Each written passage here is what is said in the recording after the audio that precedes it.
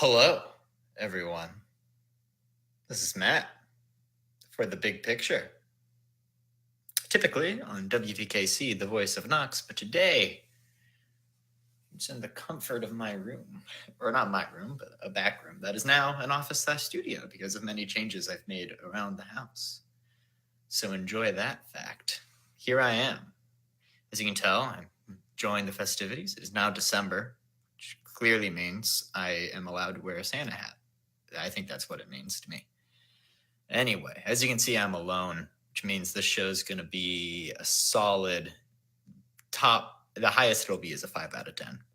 It's the highest it'll be. The me only episodes are typically lackluster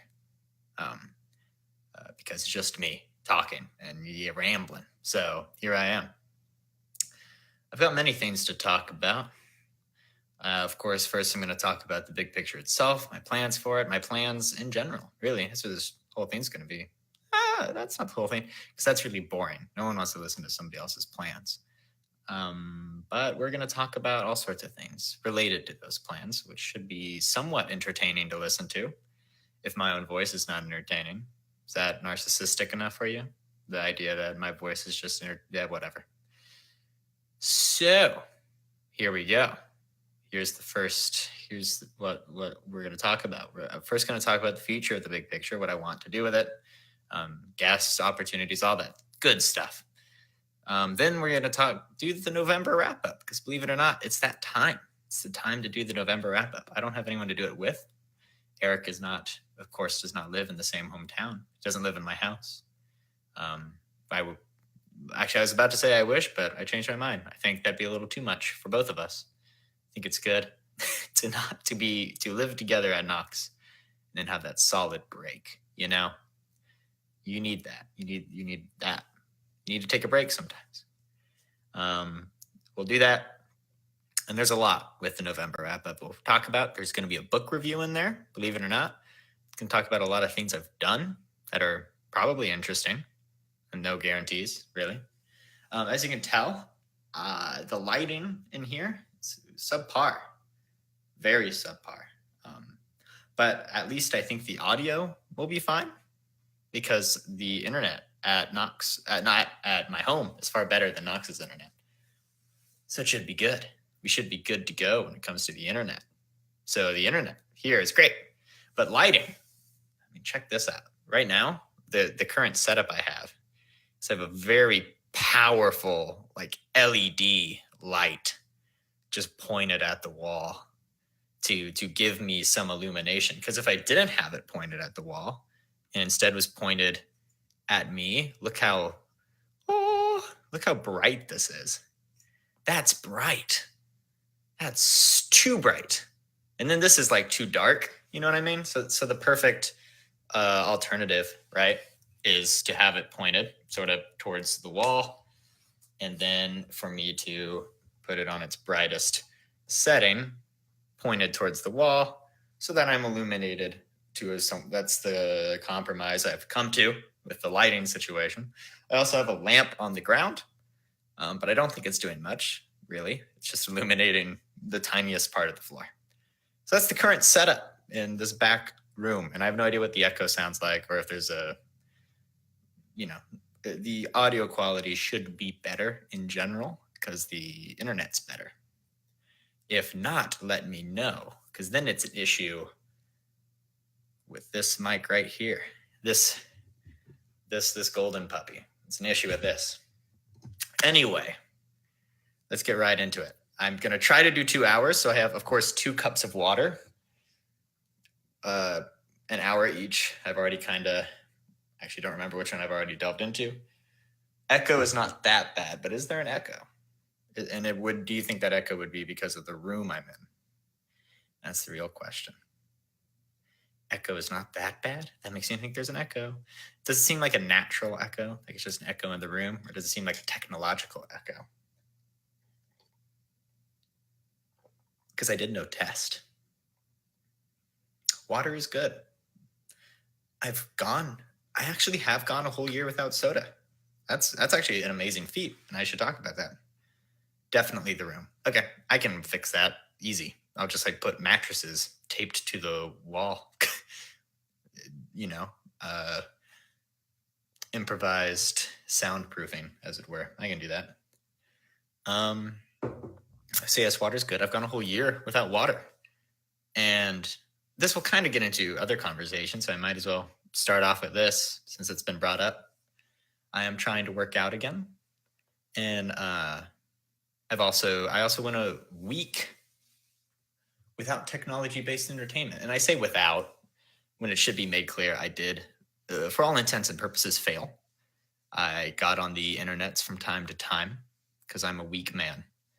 But what is to be gained is that I have a better understanding of my relationship with technology, and I have a bit of an idea of how to treat it in the future. And also I have an idea of like how productive I can be without it.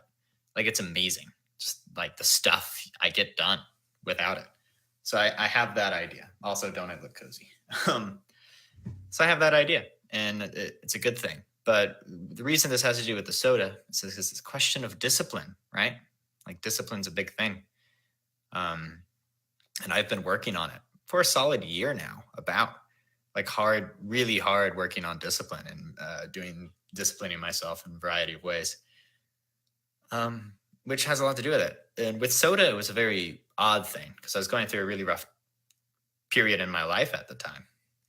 And I just said, no more soda. I just decided right then and there. And I haven't since, which I think is genuinely a miracle. I mean, it wasn't like didn't have to put effort into it, because I did. There was a lot of times I was tempted to drink soda, in due part because of Chris and other people who jokingly would tempt me, I think. But nonetheless, it's tempting, especially when you've been addicted to it for so long. And so I did that, and that was a lot of effort. Working out has been a lot harder to do because from my experience so far, which is very limited, I'm only 20 and I've only really been disciplining myself for about a year now.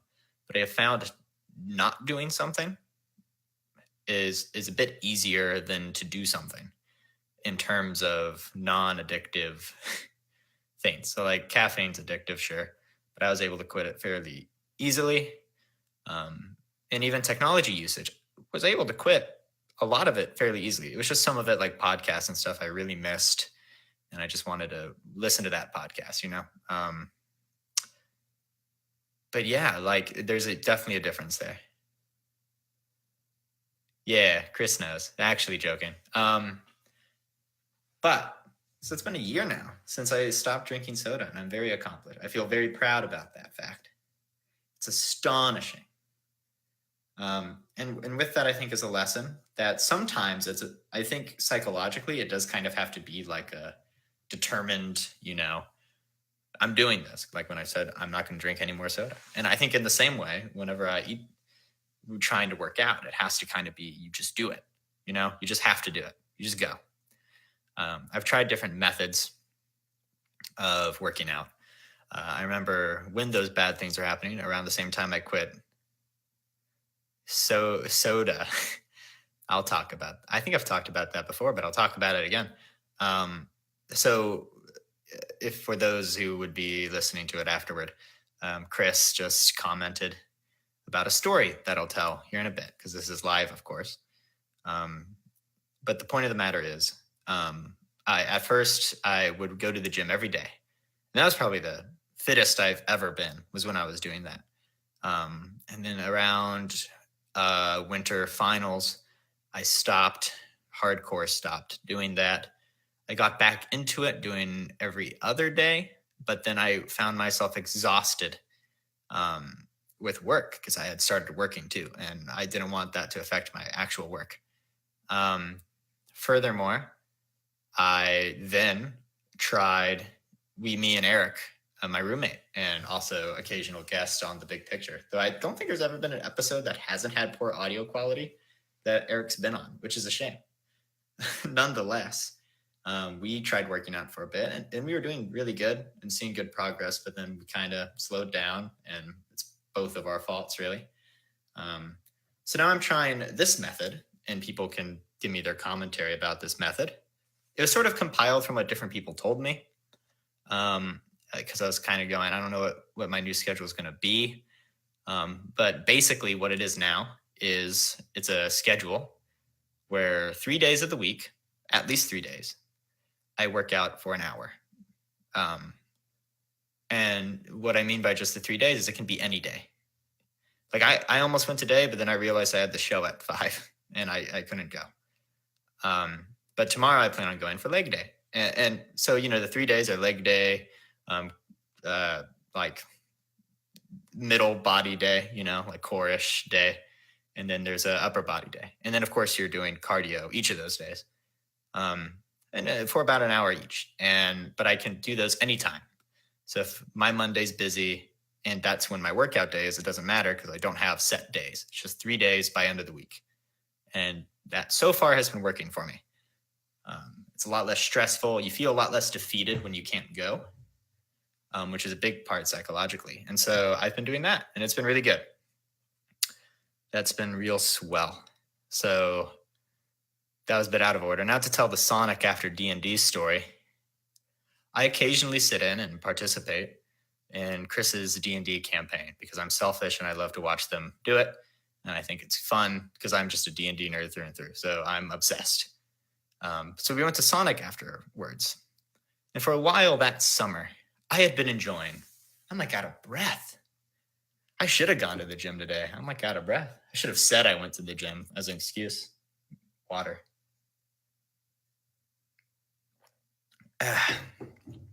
So we went to Sonic afterwards. And for a while that summer, see I'm retracing steps, I had been drinking the Sonic Cherry Limeade. The Cherry Limeade. So good. It's so good. And it's limeade. I figured it was like a lemonade with cherry flavoring. That's what I figured it was, right? Like, makes sense, right? It's a cherry limeade. That's what it's stated as, right? And so we're hanging out at Sonic afterward, and I'm enjoying a nice cup, a large, of course, of cherry limeade. And so Chris looks up what is in cherry limeade. And it's Sprite, 7-Up, and other light sodas. But sodas nonetheless. So I was lied to that it was not soda.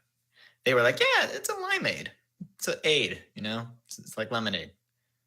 Not that it's soda. That to me, that wasn't properly advertised to me, personally. And I felt betrayed. So I had to stop right in and there. I had the cup in my hand, and I just passed it to someone else. I said, nope, can't. And then, of course, I got to go back to Knox where there is no Sonic, for better or worse, which meant I got to break the cherry limeade addiction real easy. So that was the one exception of the year long because I was lied to and betrayed by Sonic. Sonic, if you ever see this, no, you'll never see this. There's 3 people watching right now. And fair point I could talk about to segue my way to another topic. So Sonic might not listen to this, but apparently more people listen to this than I thought. Because I've gotten a couple messages from just not random people, like people I know, but people I don't know like super well, just people I'm Facebook friends with, just telling me like, I really love your show. I've had a couple people tell me that just in Facebook Messenger.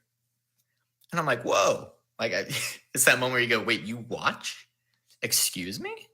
Because apparently the amount of viewers post live video is, well, of course, it's a lot higher than the live video listeners.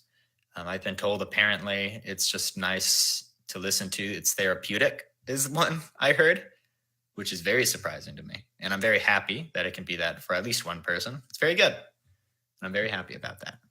So thank you all who do listen to it live, of course. And of course, those who listen to it afterwards. And so with that, there's some things to be discussed when it comes to the future of this. Of course, it's going to be a bit better in this space, right? Because the internet's better. And while there might be a slight echo because of the room, that's an easy fix. I can like duct tape pillows to the wall. It'll work. That'll look funny, right? A bunch of pillows duct taped to the wall. But it's going to be better. Guest might be a bit more limited, but I have a bunch of plans for guests, most of them former teachers of mine. And of course, I have a ton of friends and family in this area. I can interview and talk to about all sorts of interesting things. So as long as I stay on top of it, I should be able to have guests each week. Should be no problem. Other things is I'm kind of wanting. I've promised a lot. I don't think I've ever promised, but I've talked about doing a lot, and I just haven't done it yet. And I've been really bad about the people I've talked to about doing these things not keeping up with them. It's to the point where they're like, "Oh, I guess that project's gone," which I guess, but also it was just a matter of me being lazy and procrastinating and being busy. But it's Christmas break now. And I'm thinking, now's the time. If I'm going to do it, now's the time, right? This break and summer break are like the times to do it, right? In between my sophomore and junior year. So the things I'm wanting to do is I'm wanting to get sort of a team together, essentially. I'm wanting to get Grace to do some art, and I'd pay her to do the art, of course. For it, I'm wanting to get the videos sort of recorded and put on YouTube as like a channel, like a YouTube channel. I'm wanting to maybe do other things for that YouTube channel that are not just the podcast. That'd be cool, right? If I have free time and I just want to put something up. So that could be cool. I'm wanting to do all sorts of stuff. I'm wanting to get a YouTube channel up. I'm wanting to get the Facebook page looking nicer and more active. Man, and I'm sure there's other social medias I could do. I could probably make a Twitter for it. I just want it to be more active. That's all. And I want to put more effort into it. This and improv are like the two things I'm wanting to put my max effort into. And then other than that, it's going to be like working out, taking care of myself. And then those two are going to be the things I really focus on. I think that's what I'm wanting to do. Which is going to be hard because I also really love other things like video games, D&D, all that good stuff. But those are the things I want to focus on. And of course, I'm going to be working and all that. So I've got a lot on my table, but I'm excited for it. I genuinely am very excited for it. So that's sort of the future of the big picture in general. It's just I want to improve the quality, and I want to make it more of an experience for people. I want to have very interesting, not to say I've had very interesting people on already, and I'd love to have them on again. I want to get audio figured out to a T, not just here, but at Knox, because that's a big issue. What I'm thinking is I might try to find a different recording/live streaming option other than Facebook. Because part of my thinking is Facebook's part of the problem in terms of the Knox internet, right? Because I can't change the Knox internet, but I can change the way I record it, right? It could become the case, right, where I record. Man, this is boring because I'm just talking about the big picture in general. I am so sorry. I'll try to end this kind of conversation. But it could be the case where I start to record it. I record it, right? I just record it separately and then post it later that week, right? So it wouldn't be live. Like there wouldn't be a live video, but there would be a video put up, right? That's an option. And that's an option I'm kind of thinking about. And I'll look into it and all that good stuff. Let's, after I take a big swig of water, talk about the November wrap-up, what happened this month, and all that good stuff, which will lead to a book review and all sorts of really fun stuff. So stay tuned as I drink water. Actually, I have something for you to look at as I drink water. It's a beautiful picture of Harrison Ford in front of the Millennium Falcon.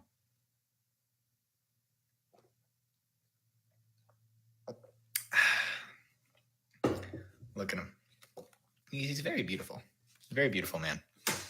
Anyway, the November wrap-up. Here we are. To start off with, it was, of course, the anniversary of some of the more negative things that have happened in my life, particularly my good friend's death. And so going through that, right, it's a phase 2. And so working through that, of course, I had people around me to support me. So it was good. It was a good experience. Got to tackle more of those issues, which I'm not going to delve into because they're they're personal, you know. So, you know, just be, you know, I'm not going to go into it, but that happened. That's part of the November wrap up. And of course, we had finals, right? Finals were a big thing at Knox, believe it or not. um, and man, I mean, they were relatively easy, I say. Well, they were all written assignments. If you did not know, I was taking history of education, beginning poetry, and religious studies this fall term at Knox. And I think for November wrap up, I'd like to just sort of give real quick, not real quick, but I'd like to talk about each class somewhat thoroughly, kind of looking back at the classes I took. Starting, we're thoroughly with, wow, that was a mind break if I've ever seen one. Starting with history of education. History of education was a class. It's a history and education class, believe it or not. You wouldn't suspect. See, I don't know if I should be like leaned back or forward. You know, is this too much face? I think that's too much face. Nonetheless, it was a class taught by Deirdre Doherty. It was about, for lack of a better term, the history of education, specifically United States education. We started off looking at Native American education because that's very important, and that's that whole thing of, you know, our ancestors committed genocide, and you know, we've eradicated like all their culture, and even to this day, we're like still screwing over even the ones that are alive today. So like, it's still an issue. So of course, in this class, we talked a bit about that. At the beginning, we talked about their way of educating. And then we, of course, went into the colonial era, talking about the Chesapeake colonies and the Massachusetts colonies, I believe. Thank you, Lola, for liking that. That was a person looking at the stream.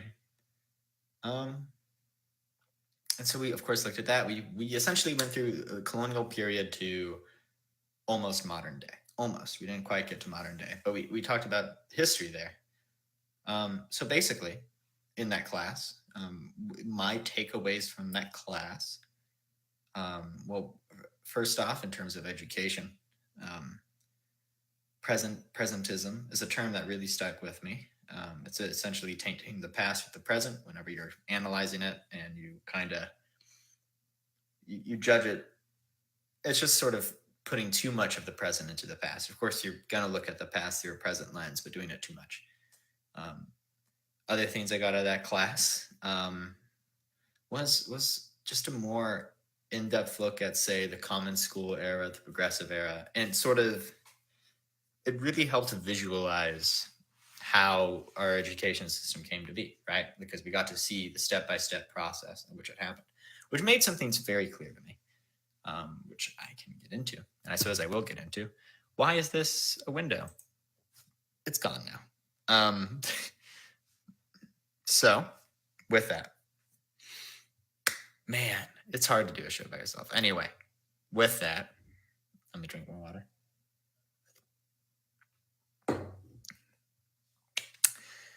There came probably the best part of the class.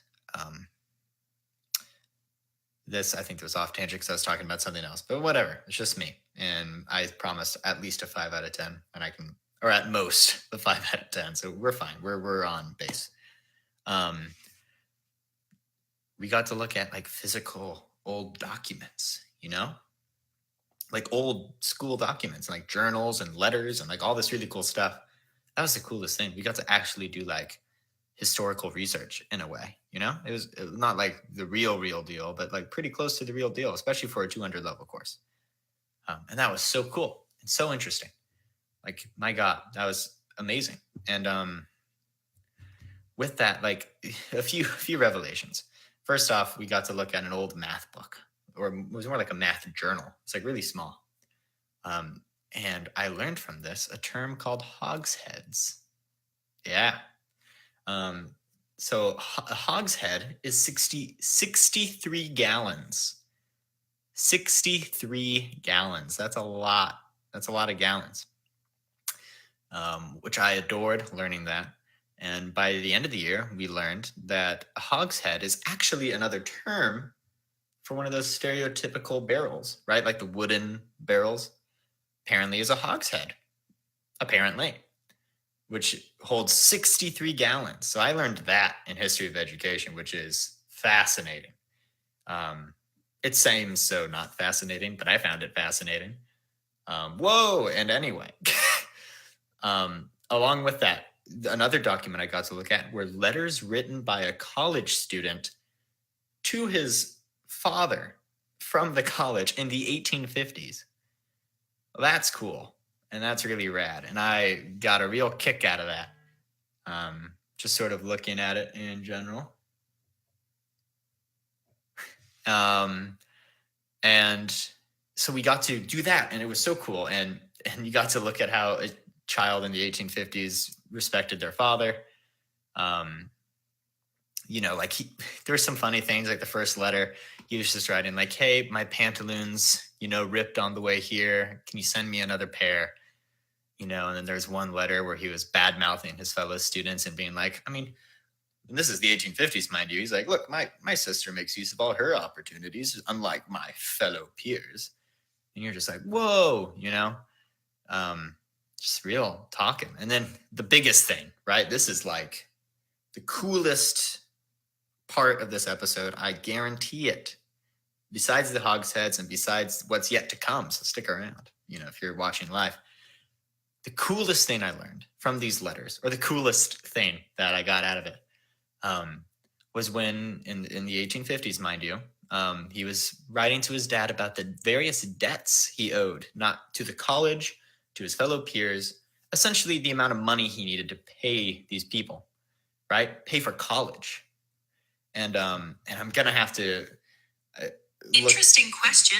Nope. I'm going to have to look at my pictures real fast to remember it. But it was staggering because you're thinking like, man, like college is so expensive, and it is, right? But when reading it, I was so astonished because the total came out to So first off, his tuition. Guess how much he owed for tuition? He owed for tuition $20. Just $20 for tuition. That seems so small. So small. And we look through, and the total of all the money he owed for his college year was $119. And that was it. Just $119. My goodness, I wish all the money I spent for college year was $119. It might not have been a year, it might have been a term, and I think that's implied. But nonetheless, even if it's just a term, $119? Shoot, that's cheap. And we did the math, me and my roommate, and I did the math for my final as well, and for the project that surrounded us doing that. And it comes out around $3,000, which is a decent amount, mind you. But like, it's just amazing how much money's value has changed, right? It's crazy. And that was the coolest thing to me. It's just seeing how much it was back in those days. Which of course I ended up using that for my final, which originally, using these letters from Samuel H. Brink, which was the name of the student who wrote these letters in the 1850s, I was taking a look at, this was originally the project, to see how collegiate education affects students, like the life journey you get out of it, right? And so I looked into this very thoroughly, and it changed the paper. Because what I realized in doing research in general was that, particularly in the 1850s, and I think the time period, the 1800s in general, really everything before, our current civil rights movements and, the things that are happening now, collegiate education was very much used, and education in general, to separate the classes. Perhaps intentionally or unintentionally. There were certainly laws in place to do it intentionally, segregation laws and all that stuff. But it was so interesting because keep in mind, 1850s was just a couple years before. It was quite a bit, not quite a bit, like 10-ish years before the Civil War or around. I'm not a history major. I'm getting that so wrong. Nonetheless, I know that whenever Samuel H. Brink was in school, it was only like 2-3 years before the Lincoln Douglas debate at my college. Because if you don't know, at my college, Lincoln and Douglas debated. It's a bit of tourist knowledge for you. There's like an actual place where the two of them had their debate.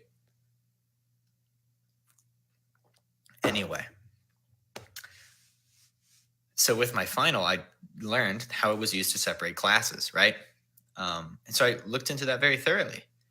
I mean, and I'll go into it a little bit, right? So 1849, I believe, in Massachusetts. It's either 1849 or 1852, because those are the two major dates I used for the paper. And I get them mixed up, but nonetheless, in that time frame and within those 5 years, within those like 3-4 years, was the first mandatory public education policy, right? The first time it was made mandatory for people to attend public school was in Massachusetts between 1849 and 1852, somewhere in that range. I forget. It's either 1849 or 1852, which to me, when I was looking at that, it clued in a few things and a few things we had learned in class. Because what that means, right, is that it wasn't mandatory. And so families that consisted mostly of farmers and laborers, right, people who had to work, really work these hours, right, morning to night, right, to earn a living and live a happy life, didn't really have the time to attend school. Like, the kids needed to work, and that was their livelihood. And there was no law saying, no, these kids do have to go. And, so they were working. So the only people attending public school were those who had the time, right?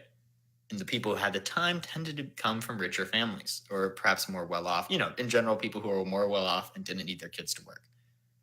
So in that time period, that was a majority of people attending public schooling of any kind. Furthermore, the first college, this is the other date, right? The first college to accept women and men on a, equal basis, right? Because it was the middle of the 1800s, they weren't accepting them on an equal basis. It was just, they claimed, was either, again, 1849 or 1852. I do not recall which one is which, and I'm so sorry. I didn't come with my facts straight, but it's definitely one of those two dates, because those were the dates I used for my papers. And that was which again, to me, means that's a new thing. So again, and obviously it being the 1850s, minorities and women were not super involved in public education, besides teaching, which is, I've always found that fascinating. It's one of the most fascinating things. The fact that, throughout history, women haven't gotten as quality of an education, and yet they're the most common public school teachers. I'd be really curious to do research on that, because I didn't do research on that. So I have no academic standing to really talk about it, right? But I'd be so curious to look into that.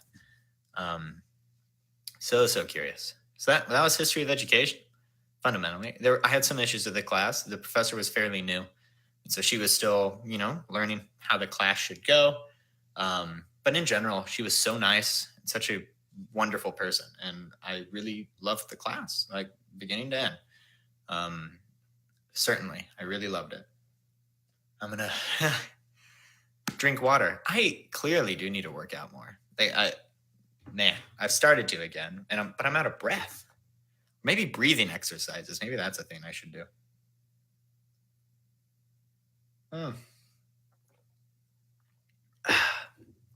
Another class I took this term and did a final for was beginning poetry. Look at that. A poetry class. It was very good. It was very fun. There was no real grades there, which was astonishing. All the class really asked of you was from Monica, who is, by the way, one of my favorite teachers of all time, Monica. The only thing the class asked you to do was 2 poems a week, and to read whatever poems were given to you. Now, I'm going to be honest. I did not read every poem that was given to us to be read. But I wrote the 2 poems that needed to be written. and we would write occasionally influence poems, which are poems inspired by another poem, um, like completely, influenced by it. And we just did that. We'd talk about poems, we'd read poems, we'd write poems. Ah, and it was so good. I mean, it was a long class because it was 2 periods, which is, gosh, it's a long time. It's like 2 hours, over 2 hours. But Monica made it fun, made it good. We had a snack break, everything. It was good. There's really, learning wise, it was mostly skill building, and kind of hard to put into words. I really just got better at doing different forms of poetry than I'm used to, which are really short lines. So I wrote longer, like prose poems, sonnets. This is probably not interesting to anyone, but I wrote all that, right? And for the final, we had to, put it all together, right? So that was fun. And I wrote many a great poem.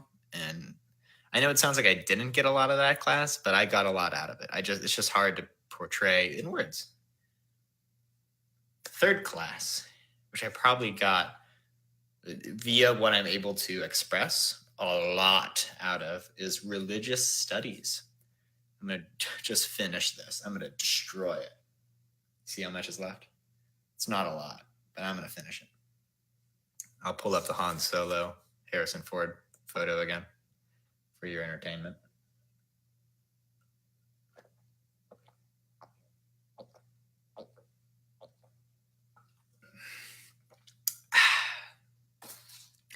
That's 1 cup down. I only have 1 more cup for like another hour and a half because I'm trying to do 2 hours. I don't know if I will. I might falter and not. Nonetheless, stretch. Look at that stain on my shirt. That's fine. That's pleasant. Religious studies with Professor Thrall was a fantastic time. Originally, I was going to take cognitive psych, but I was closed out of that class. So I was looking at my options, and I decided, kind of on a whim, my roommate was also taking the class, religious studies. I'm like, that's interesting. I'd love to learn all that stuff. And I did. I went into that class. I never really took notes. I mostly just paid attention in class, and there were like daily assignments, right? Because it was Monday, Wednesday, Friday class. So there's assignment for almost each day. And I learned about karma. I learned about the Tao. I learned about theodicies. There's so much to talk about that class. I think if anything, it just sort of broadened my knowledge on world religion and the history of religion too, because we tackled different points in history of different religions. Some I knew about, some I had no idea about. And if anything, it just broadened my knowledge on all those topics and things. A lot of vocab terms I now know. I don't know if I could use them. I mean, I could, and I'm sure they'll pop up time to time in my speech, like theodicies and all that good stuff. So basically, right? I think the biggest things I got out of that class, I'm trying to think now. Well, one thing that I think is very fascinating, and I think is a term that could be used, and I'm going to try not to get into this. Kind of comes off as political, doesn't it? But there's a term used with religious studies, in terms of religious studies, called critical tolerance,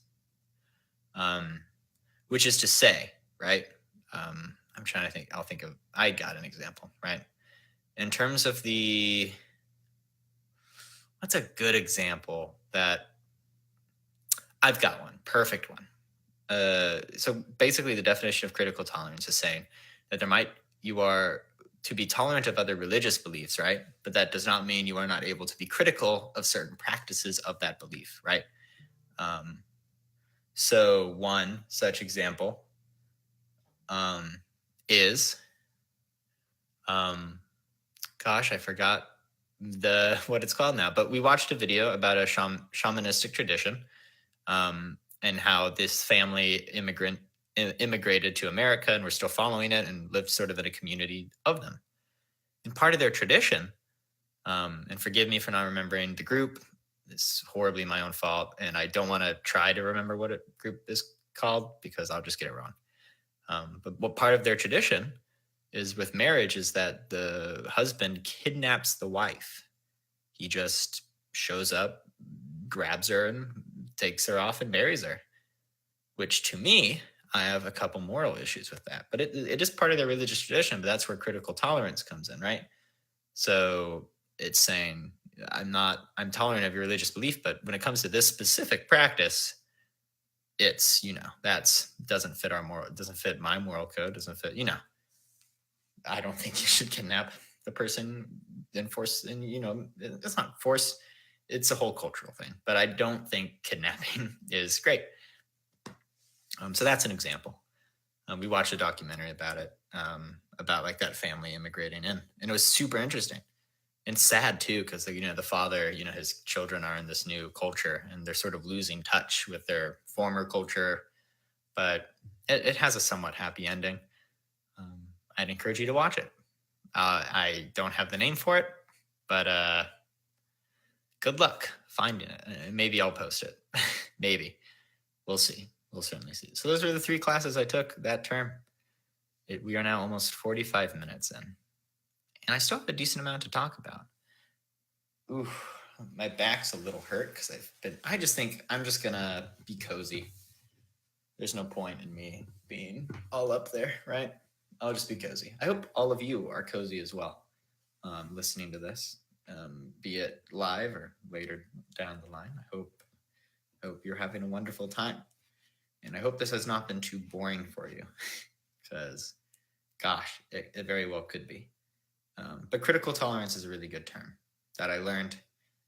And then I practiced a religious belief that was not my own for a while, as part of our final, or not a religious belief, but a religious practice. I practiced koan meditation, which is super fascinating. I have practiced meditation before. I've used Zen methods, but I had never used koan meditation. Basically, you get a question that cannot be answered, such as what is the sound of one hand clapping? What is the sound of one hand clapping, right? And then you contemplate it. You contemplate an answer to it, but it has no answer. And the term koan for a question, like a spiritual question that cannot be answered but is meant to reveal something, is also a very great term that they came up with. It's fantastic. Yeah. So isn't that great? So yeah, that's what I got out of those classes. I got a whole lot more, and I'll bring up if it ever comes up. I'll be like, oh yeah, I learned this in religious studies, or I learned this in history of education, whatever it might be. We'll talk about that. So then I left, right? The term was over. I had a great time. I got all the finals done. In terms of extracurriculars before I left, improv had another show, and it was great, and the after show party was fun. I still love the freshmen in improv, like the new people. They're all great. I've been really trying to get this one group of kids. They're a friend of mine, Madeline's residents, because Madeline's an RA. And I've just been working so hard to get them to come to improv because I'm crazy and I'm a madman. I'm mad about it. I love improv a lot. So I've just been trying to get them to come. I love everyone who has stuck with improv. I just love everyone in improv. I love improv. It's great.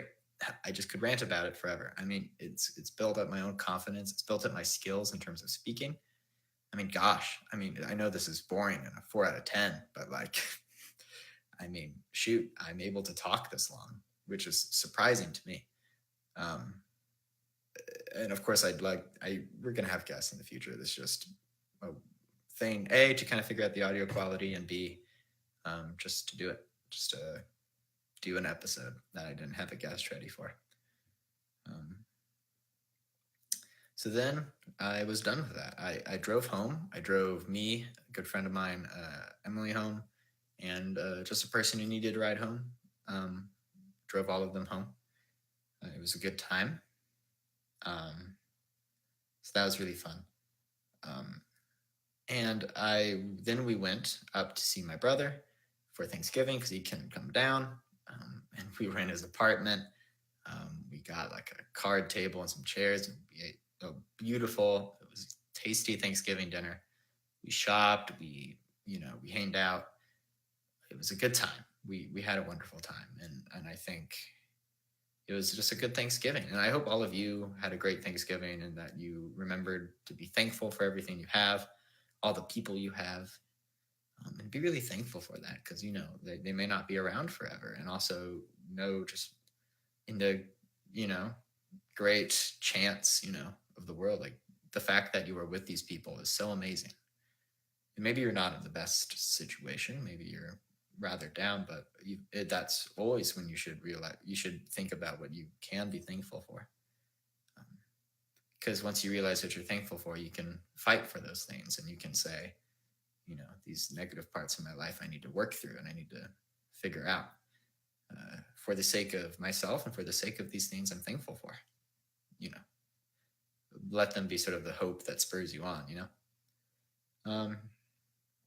Then we came back, and as I stated at the beginning of this, I attempted a week without technology-based entertainment. I mostly wanted to see what I would spend my time doing without technology, which I found to be cleaning, reading, writing, a bunch of stuff like that, to pass the time. I found time went much slower. And like, man, I learned a lot about my relationship with technology, and how I'm always plugged in, I always have headphones in, all that. I realized just how much I was connected to it and how much of a difference I slept better because I wasn't looking at a screen as much. It was all these things. It was so good. It was such a good time. And I learned a lot from it. I didn't quite succeed the whole week. I was off social media the whole week for sure. But I learned a lot, and I plan on changing my relationship with technology. And at the very least, I have a better understanding of it. I understand what I can do without it, and that I can go without it. And I think that's a very powerful thing going forward. I've been going to the gym. I talked about that already. I have a little notepad of things to talk about. 3 times a week, an hour each. And I actually time myself. I take my phone, which, by the way, I got a new phone. It's an iPhone XR. Check it out. It's nice. And I actually will time myself. So that's really neat. I set it for an hour, and I don't leave the gym till that hour is done. So there's no cheating it, right? There's no going, it's been like 50 minutes an hour. There's no, I'm there for an hour. The moment I walk in, I start the timer, and I'm there for an hour. It's discipline, Now comes, I'm probably not going to do 2 hours just because it took a while for me to get through the final class stuff and the beginning stuff, but I'm kind of blasting through this. Of course, if anyone is still watching, Facebook's weird. It's hard to tell if people are watching. You can always comment questions, thoughts, all that stuff if you're live listening to this. But the next up. Oh, and also I have a big announcement at the end, actually, or an announcement of a thing I'm wanting to try, right?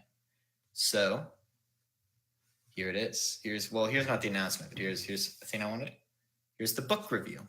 The book review I've mentioned a couple times in this episode. So I finished, during my week without technology, I finished a book I had been reading called Truth in Comedy, The Manual of Improvisation. Written by Charna Halpern, Del Close, and Kim Howard Johnson. It was a fantastic book, and I'm going to talk a bit about it. So basically what this book right here, as you can see, I got it for a solid $8.99. I got it very cheaply. And it's very nice. At Half Price Books in Lombard, Illinois. That's where I got this. So what this book strives to do is give you the framework of how to teach and run improv. It gives you a bunch of games to practice. It gives you improv theory, like things you need to know and learn. And I think it does that. I feel like I could give this to a person wanting to start an improv group, and I'll talk about how I'm wanting to do that here in Marion. But I feel like you could use this as like a manual for that. You really could, because there's so many great tools. Well, okay, so this book, it's not long at all. I mean, the writing isn't that big, you know. There's sections that are very play like. It's only it's only like 150 pages about. Yeah, it's like 148 pages. It's not long at all. And the text is written fairly decently big. And probably, if I'm just talking about books in general, my favorite part about this book, besides the content itself, but just it as a book, right, is that at the end of each chapter, they have a key points for chapter for you to remember, for you to have.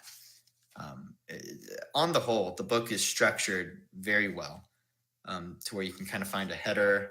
You know, they have like different headings for different sections that are good, and you could use this book to start an improv group and learn how to do a herald, which is probably the most difficult thing to do in improv. But I think this gives you the tools to really do that. And I mean, it's fascinating. I love it. I'm trying to think of criticisms I have for it. I really don't have. I mean, this was recommended to me by Teresa, who I did an episode in season 1 for. That was really good. It's a really good episode. I recommend you going back and listening to that with Teresa Murphy. And you know, she recommended this book to me. She said, you know, Truth and Comedy is a good book. And I saw it in Lombard. And the person I was there with, Trisha, said, yeah, that's the pinnacle book that they say every improv person should read. And man, it's just great. I really don't. So if you're looking for, if you're a person wanting to start an improv club, I feel this book, and by the way, the people who wrote it are some of the founding people of improv, right? Some of the people, or at least some of the people that are like the founders of modern improv, right? And like who've taught like famous comedians and talk show hosts, you know, like they're the IO people, the Improv Olympics. Like they've got a quote from Bill Murray on the front, Gilda Radner, and John Belushi. They've also people on the cover with quotes about how great it is. And if I had to give it an out of 10, I think this is like the book to get. It's got to be. Gosh, I mean, it's not like it was a book that I opened and like had to finish right away. It's not like it carried me from the beginning to the end. But yet again, I don't really read books that way. But I guess if that's a judgment thing, like I took a big break from this book for a while and had to get back into it. I'd say it's got to be like an 8.5 out of 10, probably either 8.5 or 9 out of 10. I can't give it a 10 out of 10 again because it didn't quite, you know, it wasn't like, I have to read it, you know. But it's also not meant to be that. It's a manual, right? It's a method to do it. And I think it does that so well. I love the key points at the end of the chapters. It's just a good book. So get it. If you're interested in improv as a skill at all, get this book. What are you doing? Get it. And you might be inspired to start your own group. It's not that hard, honestly. And with that, I plan on, one of the things I've talked about doing, and there are some people at Marion who are actually down for this. Chris specifically has mentioned he was down. I'd love to bring a bit of Knox back to my hometown and start an improv club at the high school. I think it'd be fantastic. And I think it fits very well with some of the more business orientated aspects of Marion, at the Marion High School, because improv is a very beneficial skill. And they use improv in FBLA like all the time. Like they may not call it that, but they use it. They use the skills associated with it. Because it raises confidence. It does so much, and it's not hard to do. You just need 2 metal folding chairs. You don't even really need those. You just need a group of people willing to learn and willing to laugh and have fun. Like that's all you need. It's so easy. It's easier to do than a D&D group. It's harder to set up a D&D group than to start an improv group. Genuinely. I think it's just a bit intimidating is all it is, right? Because you're trying to get people together to try to make each other laugh and skill build. So it's a bit intimidating. And when you say an improv group, right? Like that's a bit intimidating. No doubt. No doubt at all. So that's that. I think we're going to end it at the hour mark, actually. I don't think I'm going to go longer than an hour. Or longer. I don't think so. Like I have a whole nother cup of water, but I'm running out of topics to talk about. And I'd rather sort of set up some stuff for next week, a guest.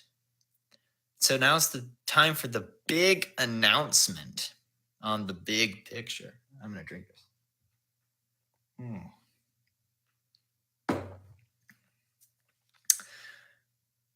I'm wanting to try something, right? What else is new? Right? I'm always trying new things. I'm going to set up a thing called the big question. The big question is this thing I'm wanting to try. So basically the idea is, it's a weekly show, right? And I'll have guests on and I'll try to post what the guest is. And throughout in between each episode, I'm going to ask people who watch this and hear this part to send me, comment on the video even, this very video right here, for next week, a question. It can be anything, just a question that you would really like to be answered next week. And once you learn who the guest is, once I've confirmed who the guest is, you can maybe tailor a question to that and send it to me via messenger, email, whatever.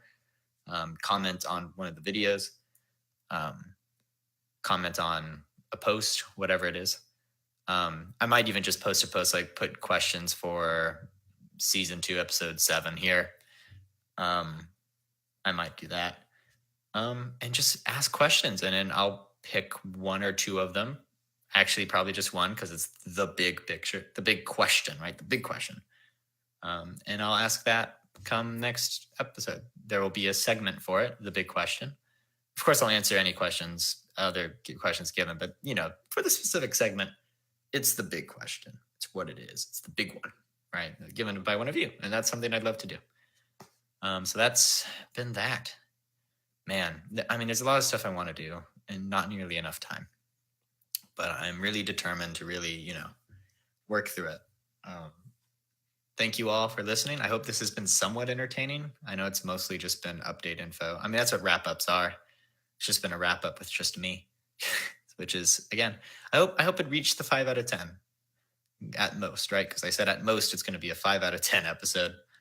And I hope it reached that. And I hope that you guys have a good week and that everything is treating you well.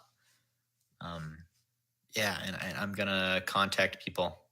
I'm going to communicate people like right after this. Send emails, make posts, really try to set up a thing. So that's what I'm going to do. So, yeah. Thank you all for listening.